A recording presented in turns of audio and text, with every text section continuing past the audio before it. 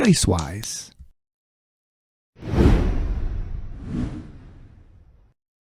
Welcome to a re-unboxing of the Arkham Horror expansion, The Black Goat of the Woods. So this is a re-unboxing because the original unboxing video, where I did not have my microphone at the time, so the audio wasn't of the highest quality. So I am re-boxing or re-unboxing with a microphone. So this is like take two. Anyway, so I already opened this box, and as you can see, it's not in shrink wrap anymore.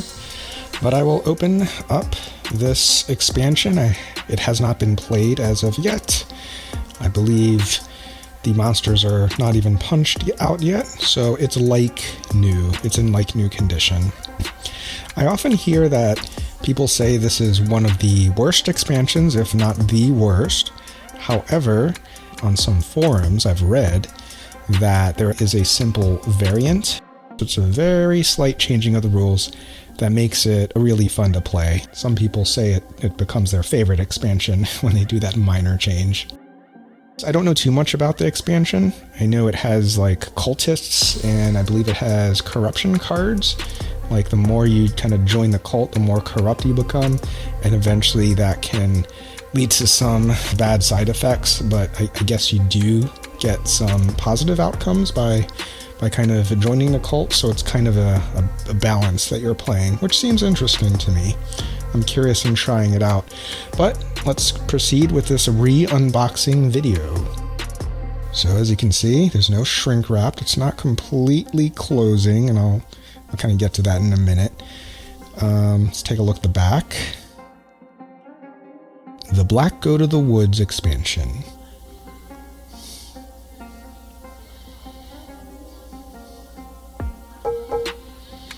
Okay, I won't read this. I'll just kind of take a look at the box.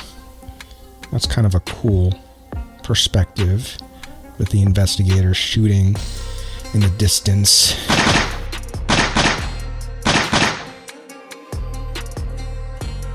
The front is, I like the artwork. That looks like a really terrifying creature.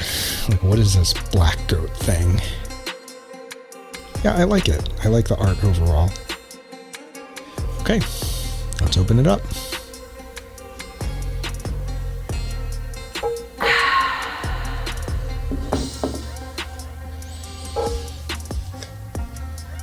Okay.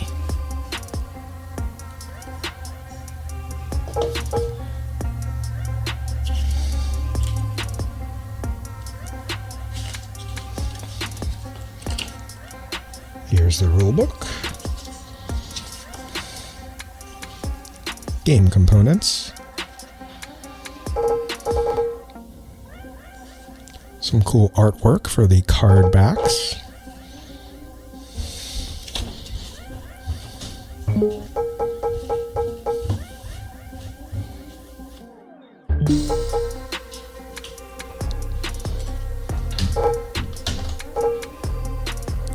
And an overview of the rules. Cool. World of Warcraft adventure game. This is what's making the box not close. Alright, here's the Black Goat of the Woods itself.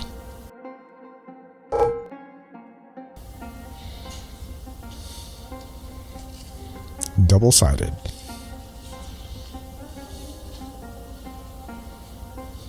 Here are the monster tiles. Child of the Goat, Dark Young, and a Goat Spawn. Physical Resistance and Nightmarish.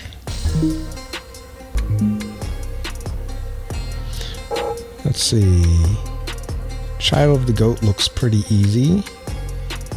This one looks a little bit tougher. This one's a little bit tougher as well. But that first one is difficult to sneak past, but you'd probably be fighting it most of the time. Okay, 9 new creatures.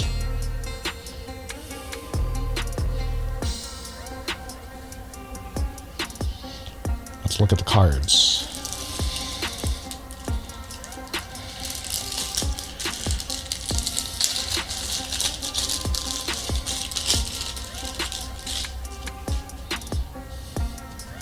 The Ziploc bag is my doing. Creeping Doom. This is a corruption card.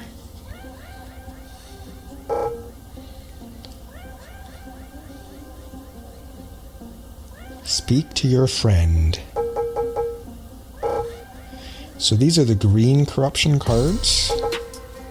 You can see some negative effects, but also positive effects. So it's an interesting combination. Red corruption cards. If you're in town, you're arrested. That's correct. Lose 1 sanity and remove 1 ally from the game. So I wonder if the red ones are kind of worse. And if you like draw the green ones first and then you draw the red ones after. I'm not sure. I'd have to check the rules.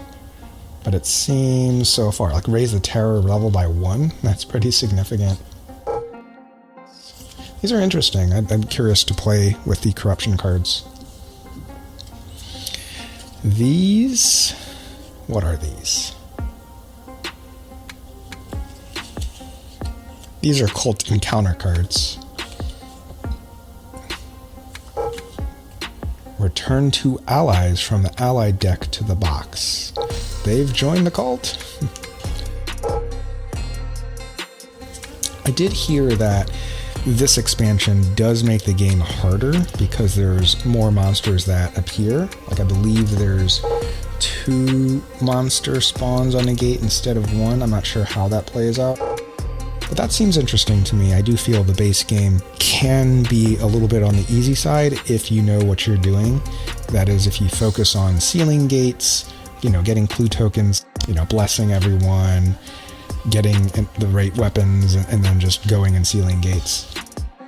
Yeah, I haven't lost a game yet. I've only played maybe 5 or 6 times, but that strategy seems to work. Also, sealing the high frequency gates. Now, I have not played with Gate Burst yet. Gate Burst will completely change that strategy. But if you want to keep that strategy or keep the base game, but add an expansion, this might be an interesting one to try out. Here are the unique items. Ritual Blade, +2 to combat checks, +1 to spell checks. That seems interesting. Soul Gem. Am I playing Skyrim? Here are the common items. 357 Magnum. So these are the weapons where they don't refresh. You have to spend money to refresh them. So it's kind of like you're spending money to reload or spending money for ammo, which is interesting. It does cost a lot, $8, but it is +5 to combat checks until the end of this combat. So it's like 1 monster. You do have to refresh it at the beginning of each turn for $1, so it's a little bit pricey. Ah, the motorcycle, military motorcycle. +1 to evade check, that's pretty cool. Grey's Anatomy, that's funny. Here are the spells. Steal Life. Summon Monster. I guess you need more monster trophies. Call the Ancient One. When would you ever do this? That's pretty cool that you can, though. It's like you could just make the strategy to gear up for the Ancient One and then get ready to fight it. The cool thing is you remove Doom tokens.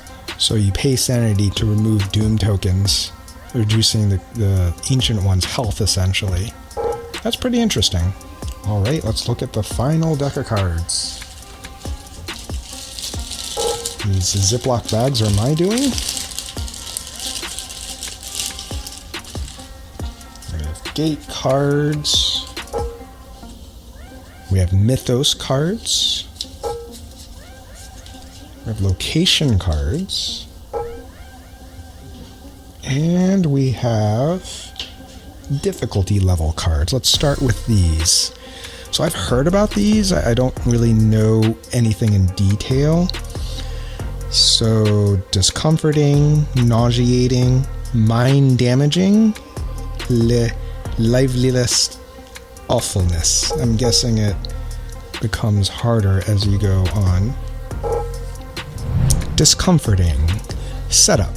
Place an additional clue token on each unstable location on the game board. Mythos phase. When a Mythos card makes a clue token appear, an additional clue token appears in each listed location.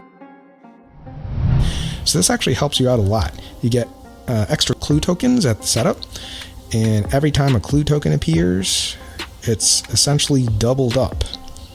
So discomforting actually sounds comforting to me. Nauseating. Setup. Sister Mary begins the game with 3 additional clue tokens, so that's if you're using Sister Mary as an investigator. Start of the game. All investigators are immediately blessed at the start of the game. Oh, that saves a lot of time and trouble. So far, nauseating and discomforting make the game a lot easier.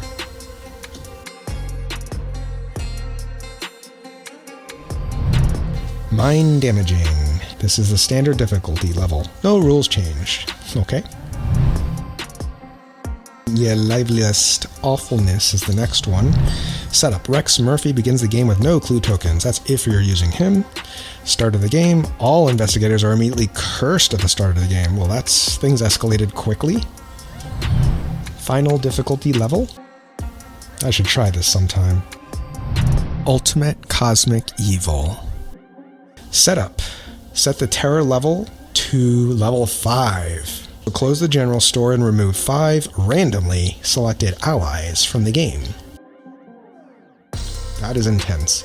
Mythos phase. After the first turn, 1 additional Mythos card is drawn and resolved each turn.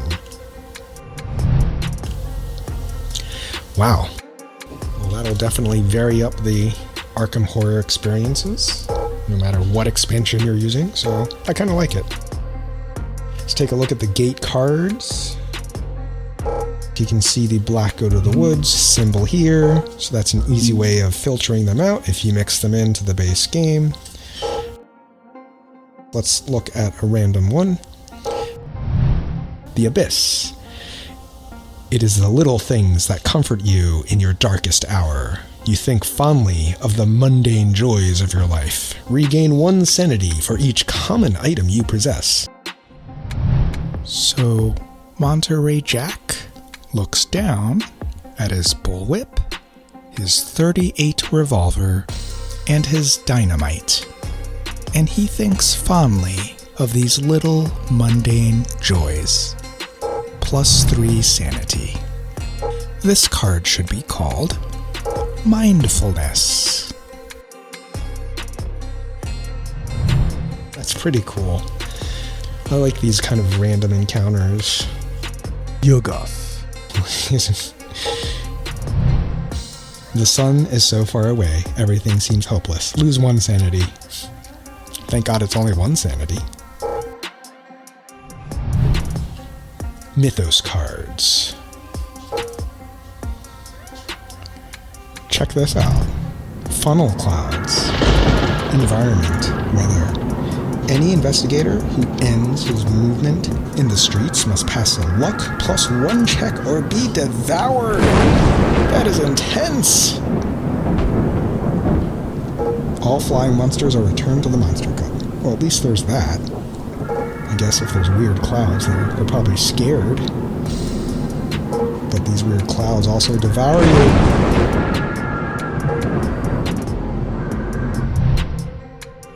Tongue-tied teacher taunted. Of course it's a headline. Alliterative headline.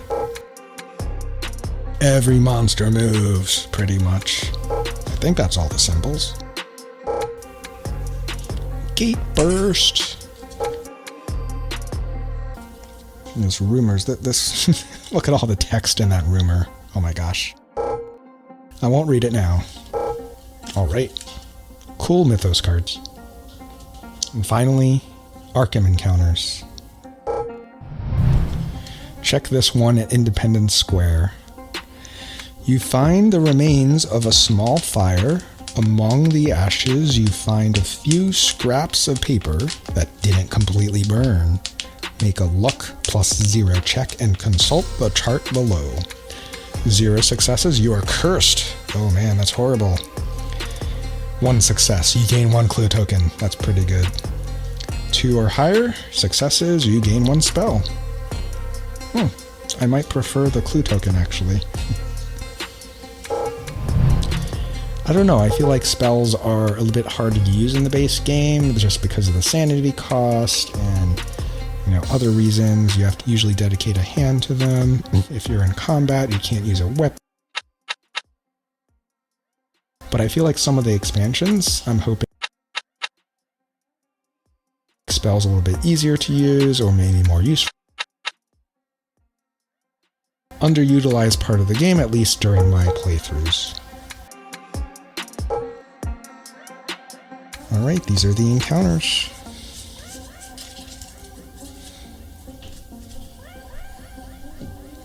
And that's it.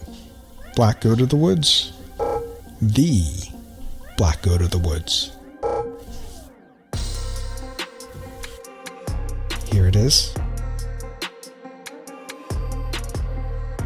Don't go insane. Don't look at it too long. The best way to let me know that you are enjoying these videos and would like more is to like, comment, and subscribe. Dicewise is also on Patreon. Your support causes me to roll an appreciation +3 check. Thanks for watching. Dicewise.